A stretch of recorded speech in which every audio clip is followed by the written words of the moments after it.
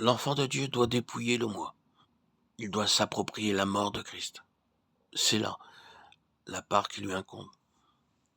Alors seulement l'action correspondante est possible, et le Christ manifestera sa vie en lui, comme une source jaillissante. Alors seulement le disciple comprend les paroles de l'apôtre Paul. Christ vit en moi. Là où Christ peut ainsi manifester librement sa vie, il y a une croissance, une activité continue, un constant rafraîchissement et des fruits abondants. La vie est spontanée, sans heurts, elle est naturelle. Il est donc extrêmement important de comprendre ce que signifie mourir avec Christ. Examinons-nous nous-mêmes pour nous assurer que nous n'essayons pas d'avoir part à sa vie avant que d'avoir partagé sa mort. Nos fautes dans le passé, notre manque de vigueur spirituelle dans le présent, ne viendrait-il pas de ce que nous n'avons pas su discerner la croix comme puissance de sanctification? Peut-être avons-nous cru que sa mort s'appliquait à notre seule justification et que notre sanctification relevait de sa vie. Bien des chrétiens s'imaginent qu'ayant déjà expérimenté la puissance d'expiation et de justification qui réside dans la croix, ils ont maintenant laissé celle-ci à l'arrière-plan pour vivre de la vie de résurrection en Christ.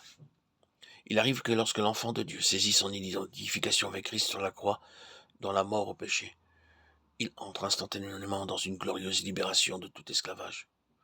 Il se trouve séparé du péché, affranchi du mal et de sa puissance. Mais même cette expérience décisive doit être prolongée par une action progressive, continue, une action en profondeur, une union, une assimilation toujours plus parfaite du cœur et de la pensée avec le crucifié. Dans la mesure où la communion avec le Christ, mourant, gagne en profondeur, la vie augmente et se manifeste davantage. Le ressuscité manifeste sa puissance et inonde l'âme de sa plénitude. La vie du chrétien, la vie véritable, c'est-à-dire la vie de Christ, en son racheté, ne peut s'élever que de la mort. Le mot traduit avec exactitude, réconcilié dans Romains 5, 11, ne se trouve que là dans le Nouveau Testament. Par contre, nous le trouvons fréquemment dans le Lévitique au sujet des sacrifices, où il est traduit de diverses manières. Ainsi, dans Lévitique 4:35, nous avons expiation, propitiation. Ces mots ne rendent pas exactement le sens de l'original qui signifie couvrir, en ce qui couvre.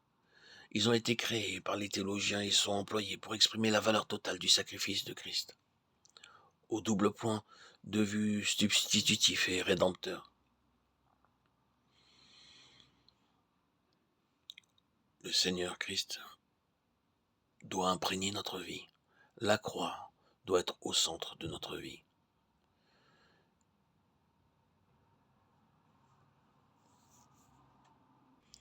La croix a une très forte puissance de sanctification. Elle nous réconcilie avec le Seigneur, nous rachète, nous libère de l'esclavage.